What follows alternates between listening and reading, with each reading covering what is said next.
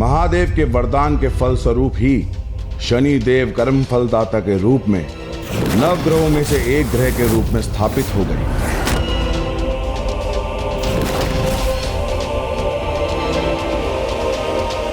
मुझे स्वयं महादेव ने कर्म फल के आधार पर दंडाधिकारी नियुक्त किया है।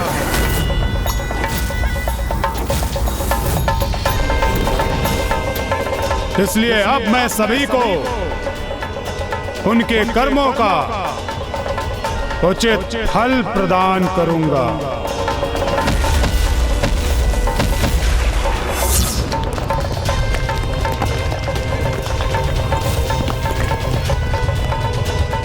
और अब उन्होंने पूर्ण निष्ठा से अपना कार्य आरंभ किया, जिसके लिए समस्त ब्रह्मांड पर उनकी दृष्टि थी। और फिर प्रभु शिव शंकर शंभु से शनि देव को प्राप्त इस उपाधि, इस वरदान ने ही प्रभु पिपलाद के अवतार के लिए अभिशाप का रूप धारण कर लिया। हाँ लंकेश, पूर्व में आपने मुझे बताया था कि कैसे शिशु रूप में प्रभु पिपलाद अपनी माता द्वारा ही त्याग दिए गए। ये कैसा कुप्रभाव हुआ था शनिदेव की दृष्टि का कि एक माता अपने ही नवजात शिशु से दूर होने पर विवश हो गई। और फिर प्रभु पिपलाद के पिता उस समय कहाँ थे? क्या नाम था उनका? उनके पिता ब्रह्मदेव के परपौत्र महिषी दधीची थे, जो प्रभु महादेव शिव शंकर शंभु के महाभक्त भी थे। कर्पूर गौरम करुणावतारम संसार सारम भुजगेंद्रहारम सदा वसंतम हृदयारविंदे भवम भवामी सहितम नमामि। कर्पूर गौरम करुणावतारम संसार सारम भुजगेंद्रहारम सदा वसंतम हृदयारविंदे भवम भवामी सहितम नमामि। वो तो सदियों से संतान प्राप्ति के लिए प्रभु महादेव की तपस्या में लीन थे, और उनकी तपोग्नि दिन प्रतिदिन अधिक प्रभावशाली होती जा रही थी।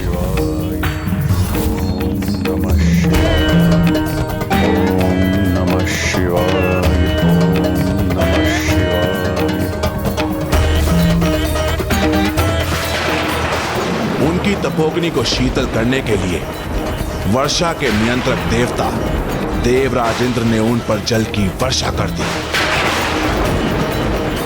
ओम नमः शिवाय। ओम नमः शिवाय। ओम नमः शिवाय।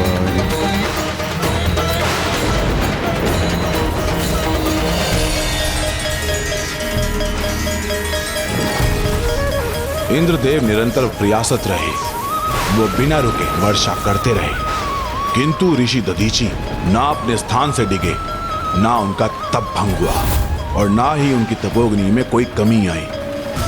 और जब इस प्रकार निरंतर वर्षा होती रही तो सभी जलाशयों में जल की मात्रा बढ़ने से बाढ़ की स्थिति उत्पन्न हो गई, और शीघ्र ही एक अत्यंत विशाल एवं वेगवान जल प्रवाह ऋषि दधीची की ओर बढ़ने लगा।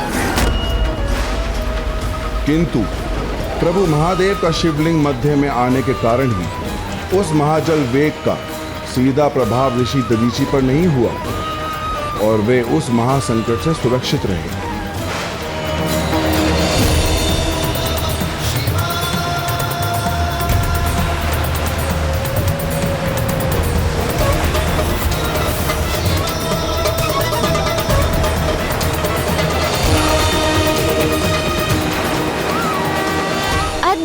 वहाँ पिताश्री प्रभु महादेव की तपस्या में लीन ऋषि दधीची की रक्षा स्वयं प्रभु महादेव के शिवलिंग ने कर ली। हाँ, किंतु स्वयं शिवलिंग पर जल का प्रभाव हो रहा था, क्योंकि एक ओर जल के प्रभाव के कारण शिवलिंग का आधार भूमि से विलग हो गया था, और उधर से दूसरी ओर ऊपरी दिशा से इस तीव्र जल प्रवाह के साथ विशाल शिला शिवलिंग की ओर बढ़ रही थी।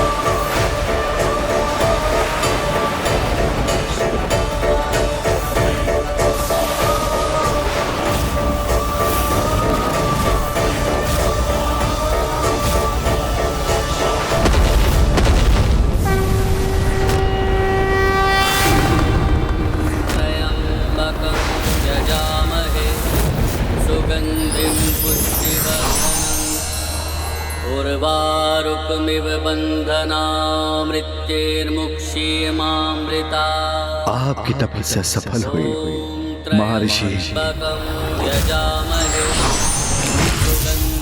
प्रभु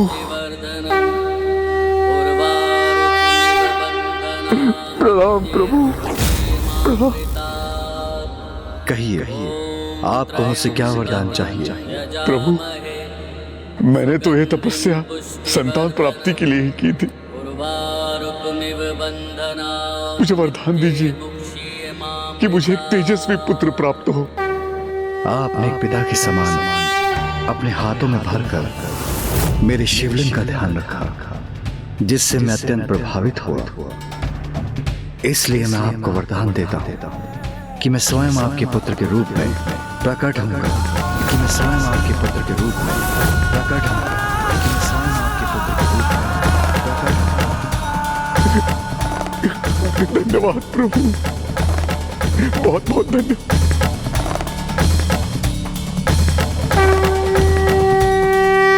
प्रभु के ऐसे महान भक्त जिन्हें स्वयं महादेव ने उनका पुत्र बनकर प्रकट होने का वरदान दिया, भविष्य में उनके साथ ऐसा क्या अनिष्ट हुआ जिसके कारण उनकी पत्नी पीपल वृक्ष के नीचे अपने पुत्र का परित्याग करने पर विवश हो गई? इतने असंख्य प्रश्न करते हैं आप गणेश जी, किंतु चिंता ना कीजिए गौरी पुत्र। मैं दशानन रावण ना ही कोई कार्य अधूरा छोड़ता हूं और ना ही कोई कथा। इसलिए धैर्य रखिए और मुझे एक एक कर कथा का प्रत्येक चरण सुनाने दीजिए।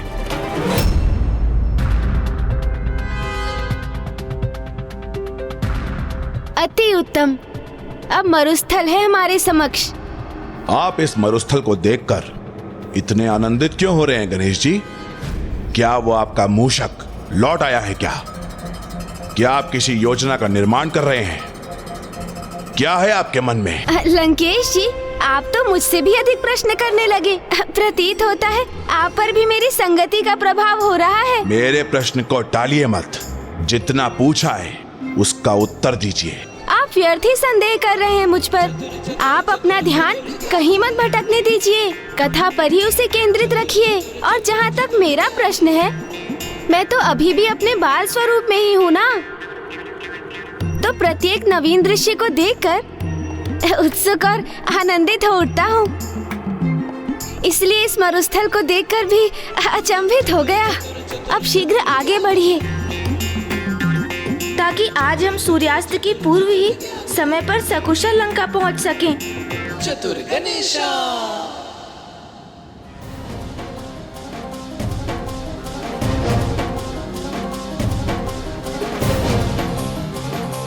किंतु अब मुझे उचित अवसर प्राप्त होगा मरुस्थल की तपती धूप में, क्योंकि इससे उन्हें अधिक प्यास का आभास होगा।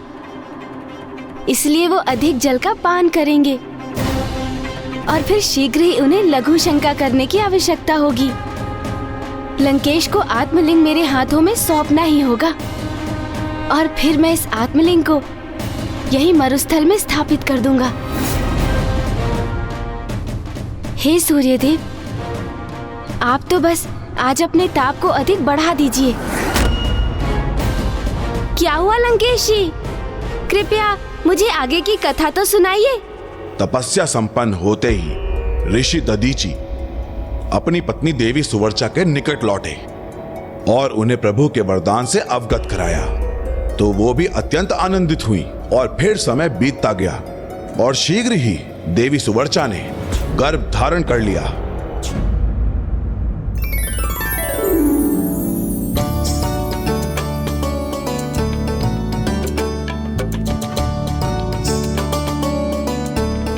आपको इतनी कष्ट करने की क्या आवश्यकता थी स्वामी?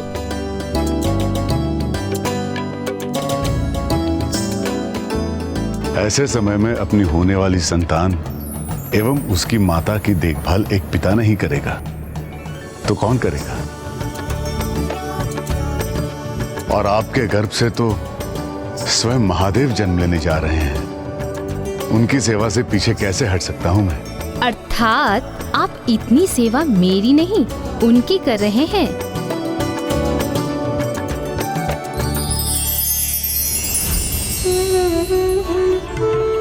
ये उस ऋषि दंपति के लिए सर्वाधिक आनंद का समय था, किंतु शीघ्र ही एक अप्रिय घटना घटित होने वाली थी, जिसका संकेत निमंत्रण बनकर उनके द्वार पर था। प्रणाम गुरुवर। प्रजापति दक्ष के यहाँ से एक दूत का आगमन हुआ है।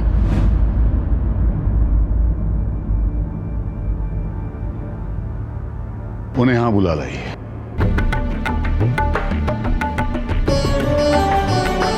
प्रणाम गुरुवर। दक्ष प्रजापति आज तक का सबसे भव्य, सबसे विशाल यज्ञ का आयोजन करने जा रहे हैं, जिसमें उन्होंने आपको भी भाग लेने के लिए सादर आमंत्रित किया है। इस यज्ञ में उपस्थित होना तो मेरा सौभाग्य होगा। तब ऋषि दधीचि ने यज्ञ के निमंत्रण को ही स्वीकार नहीं किया था, अपितु उन्होंने तो आने वाले संकट काल को ही निमंत्रण दे दिया था। संकट काल? आपको जल चाहिए होगा लंकेश, ये लीजिए।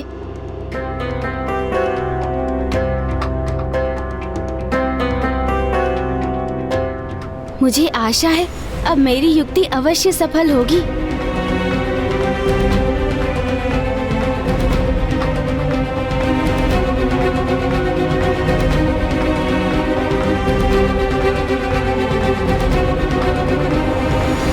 किस विचार में डूब गए हैं आप गणेश जी?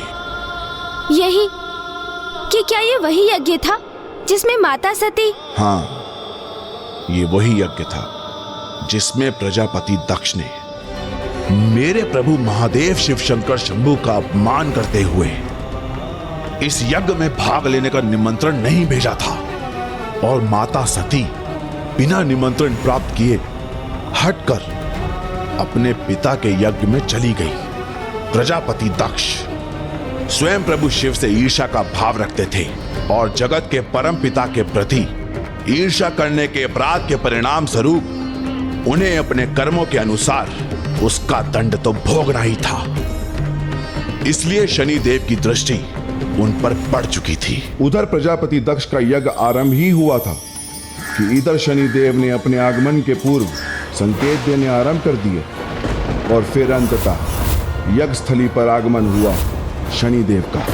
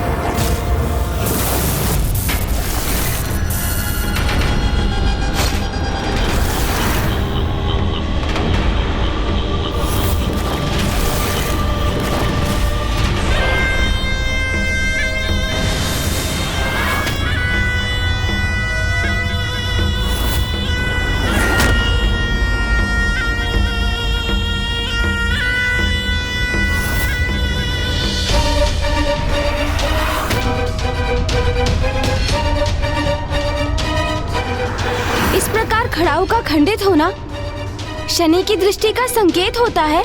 हाँ, चरण पादुकाओं का खंडित होना अथवा पृष्ठ एवं शरीर के जोड़ों में अचानक उठने वाले आलस्य और पीड़ा का उत्पन्न होना शनि देव की ही दृष्टि के संकेत होते हैं। ऐसी अवस्था में हमें अपने विचार, व्यवहार और कर्मों के प्रति सजग होकर स्वयं में सुधार लाने की आवश्यकता होती है।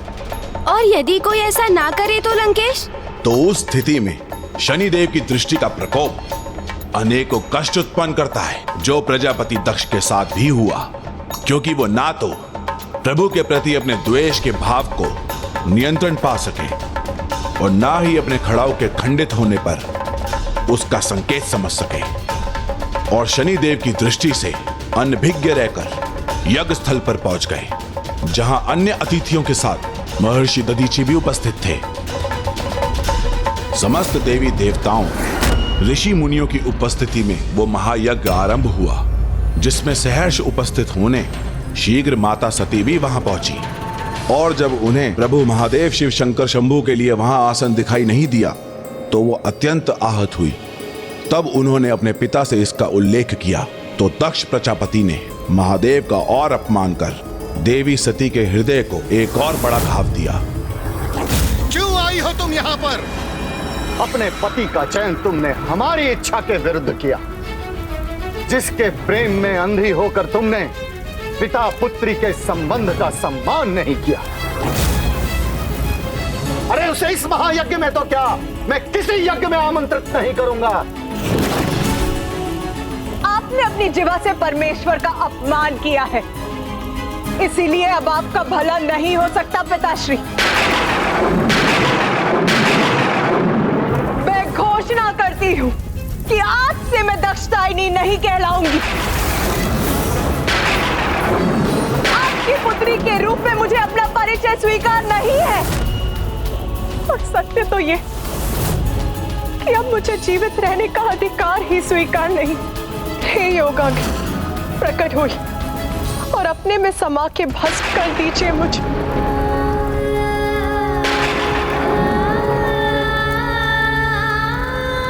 प्रजापति दक्ष के यज्ञ की समाप्ति तक किसी भी अतिथि को यहां से जाने की अनुमति नहीं है।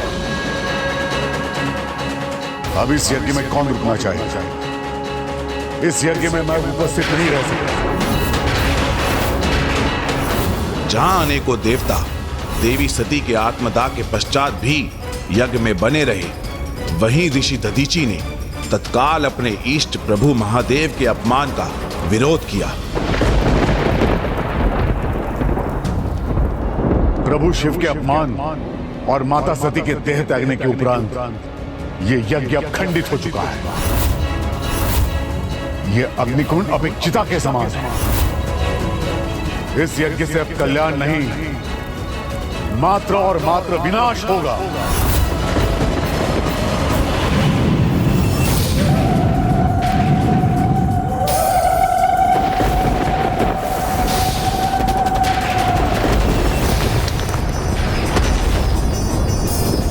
फिर क्या हुआ लंकेश?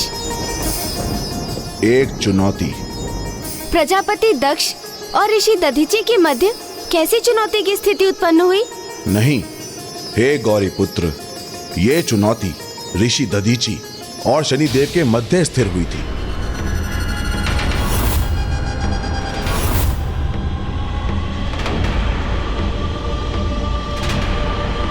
ऋषिवर, ऋषिवर, ऋषिवर, ऋषिवर।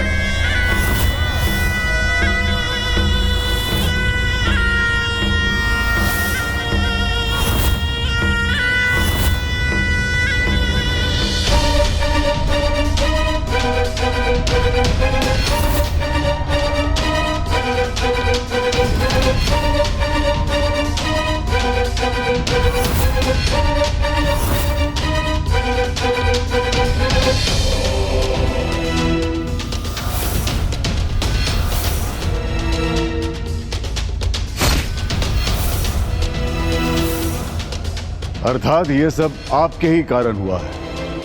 आपकी ही दृष्टि का प्रभाव है शनिदेव। ये मेरा नहीं ऋषिवर, ये उस प्रत्येक जीव के कर्मों का फल है जो अनुचित कर्म करता है।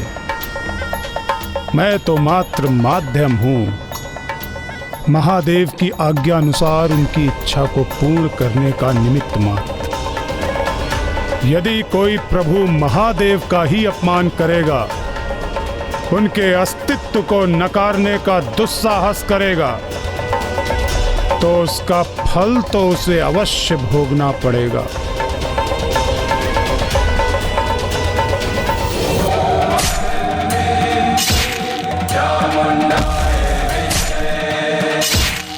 ये तो अभी आरंभ मात्र है। निकट भविष्य में दक्ष प्रजापति और उनके इस यज्ञ की और भी दुर्दशा होने वाली है।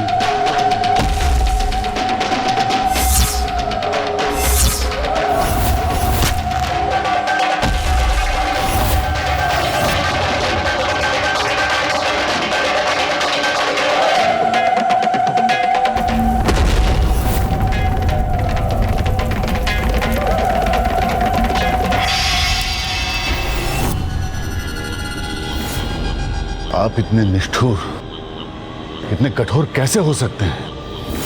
ऋषिवर, मैंने आपसे पूर्व में ही कहा कि आप मुझे दोष मत दीजिए। मैं तो महादेव की इच्छा का निमित्त मात्र हूं। इसलिए दक्ष के दुर्भाग्य पर शोक मनाने के स्थान पर आप स्वयं सावधान हो जाइए। मुझे सावधान होने की भला क्या आवश्यकता है? मैंने क्या अपराध किया? और आप अकारण मुझे अपने प्रकोप का भागी नहीं बना सकते। इतने भी आश्वस्त मत रहिए ऋषिवर, क्योंकि आपको भी अभी अपने पूर्व जन्म के कुछ कर्मों का फल प्राप्त करना शेष है। आप कुछ भी कह लें शनिदेव, किंतु मुझे अटूट विश्वास है कि आप मुझे प्रभावित कभी नहीं कर सकते। इसका प्रत्यक्ष प्रमाण तो आपके समक्ष है। मैं आज दक्ष प्रजापति के यज्ञ में उपस्थित रहकर भी आपकी दृष्टि से सर्वथा सुरक्षित हूं। अवश्य ऋषिवर, क्योंकि आज आपका संतुलन स्थापित था। वो संतुलन जो अच्छे समय पर तो स्थिर रहता है, किंतु बुरे समय में अस्थिर होकर अनुचित कार्यों के लिए प्रेरित करता है। मैं किसी भी अवस्था में अपना संतुलन खो बैठूं, यह असंभव है। अपनी कथनी को करनी में बदलना अत्यंत कठिन होता है ऋषिवर। बुरी परिस्थिति का सामना होने पर श्रेष्ठ पुरुष भी विचलित होकर सुपथ से भटक जाते हैं। ऐसे ही विपरीत समय में मनुष्य के वास्तविक चरित्र का परिचय प्राप्त होता है। तभी ज्ञात होता है कि एक सत्पुरुष वास्तविकता में सदैव सत्पुरुष ही रहता है अथवा वो पशुवत व्यवहार कर दुष्कर्म करने लगता है।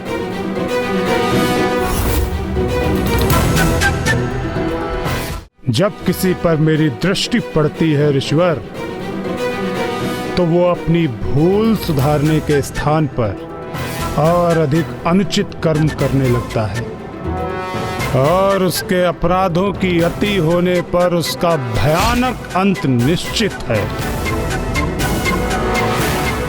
और जब आप पर मेरी दृष्टि का प्रभाव होगा, तब आपका भी यही परिणाम होगा ऋषिवर।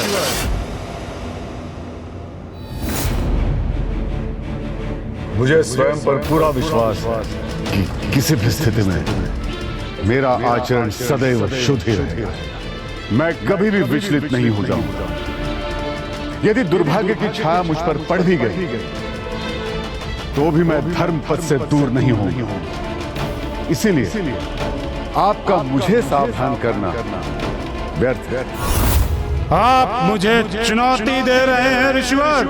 हाँ शनिदेव, इसे आप मेरी चुनौती ही समझ।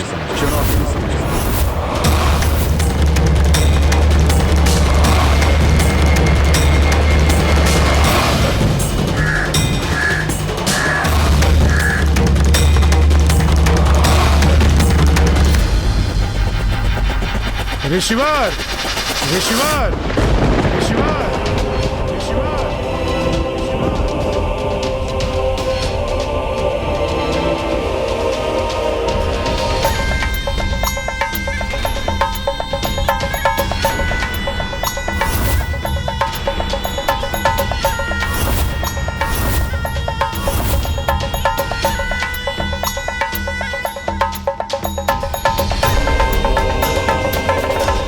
आपने शनिदेव की दृष्टि को चुनौती दी है ऋषिवर। इसका परिणाम तो आपको भोगना ही होगा।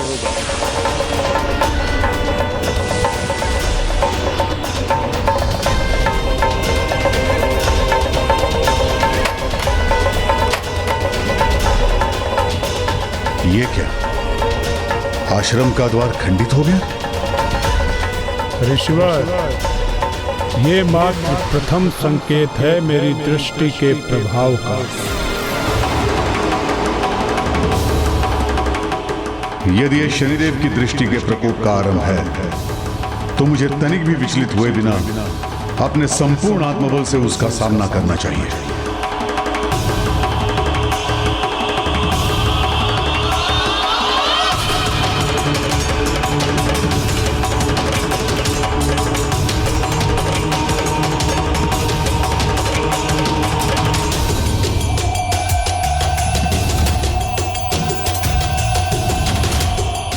जिस आत्म बल के आधार पर आपने मेरी दृष्टि का सामना करने का संकल्प लिया है ऋषिवर, समय आने पर उसकी भी उचित परीक्षा होगी।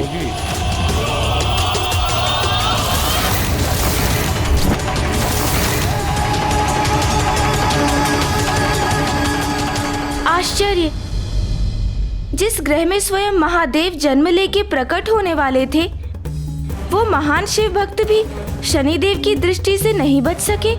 हाँ गौरी पुत्र, शनिदेव की दृष्टि सभी सीमाओं और किसी प्रकार के नियंत्रण से परे थी, और शनिदेव की दृष्टि जिस पर पड़नी होती थी पड़कर ही रहती थी। और इसी क्रम में देवराज इंद्र पर भी शनिदेव का प्रभाव होने ही वाला था। इंद्रदेव पर?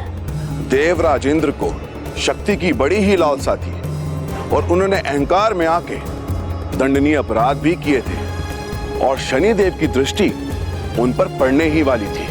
और इसी कारण देवराज इंद्र और ऋषि दधीचि एक दूसरे से बंधे हुए थे, और देवराज इंद्र के कर्म उन्हें ऋषि दधीचि के भविष्य से जोड़ने वाले थे। अर्थात देवराज इंद्र और ऋषि दधीचि पर एक साथ शनिदेव की दृष्टि का प्रकोप पड़ना कोई संयोग नहीं था, कोई गहरा संबंध था। हाँ, और ये जुड़ाव दो चरणों में प्रकट होने वाला था। प्रथम था शनिदेव की दृष्टि का देवराज इंद्र पर पड़ना, और द्वितीय था उनकी दृष्टि के प्रभाव से देवराज इंद्र से एक बड़ी भूल के उपरांत ऋषि दधीचि के समीप पहुंचे। किंतु देवता होने के उपरांत भी क्या इंद्रदेव शनिदेव की दृष्टि से नहीं बच सके? शनिदेव की दृष्टि से कोई सुरक्षित नहीं। जिस तरह समय से कोई छिप नहीं सकता, मृत्यु को कोई छल नहीं सकता, उसी तरह शनिदेव की दृष्टि से कोई नहीं बच सकता, चाहे वो मनुष्य हो, असुर हो, या स्वयं भगवान ही क्यों ना हो।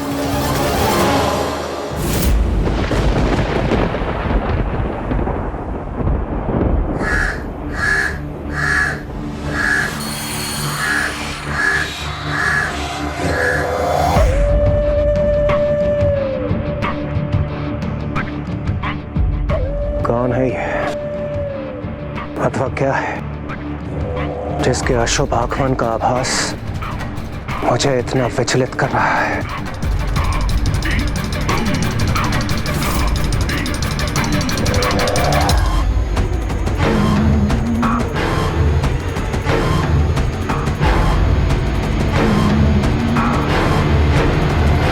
कुछ कर्मों का लेखा जोखा तो अभी आपको भी देना शेष है देवराज, इसलिए मैं शनिदेव आप पर अपनी दृष्टि डालने आ रहा हूँ, और मुझे विश्वास है देवराज होने के नाते आप अपने कर्मों का संतुलन स्थापित करने के लिए तत्पर होंगे और मेरी दृष्टि को सहेंगे। सावधान देवराज, स्वर्ग के निकट पहुंच चुका हूं मैं, और मेरी दृष्टि के लक्ष्य आप हैं। नहीं शनिदेव नहीं, मैं देवराज इंद्र आपको ऐसा करने की अनुमति कदापि नहीं दूंगा, कदापि नहीं। जब तक आप अपनी धीमी गति से मुझ तक पहुंचेंगे, मैं उसके पूर्व ही अपने स्वर्गलोक के अद्भुत भवन के सर्वाधिक और सुरक्षित स्थान पर पहुंचकर छिप जाऊंगा।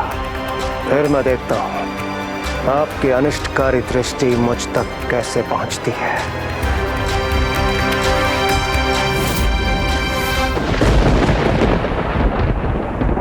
शनिदेव हर किसी को उसके कर्मों का फल देते हैं, किंतु उनकी यही कर्तव्य परायणता एक पिता बनने को तरस रहे एक ऋषि एवं एक अजन्मे शिशु के लिए दंड बनने वाली थी। प्रभु भोलेनाथ के आने वाले अवतार की कथा का दुखद कारण बनने जा रही थी। उधर प्रजापति दक्ष का यज्ञ आरंभ ही हुआ था, इधर शनिदेव ने अपने आगमन के पूर्व संकेत देने आरंभ कर दिए। ऋषि दधीची और इंद्रदेव दोनों के जीवन पर शनिदेव की दृष्टि का ऐसा क्या कुप्रभाव पड़ा होगा कि जिसके परिणाम स्वरूप प्रभु पिपलाद का जीवन ही प्रभावित हो गया।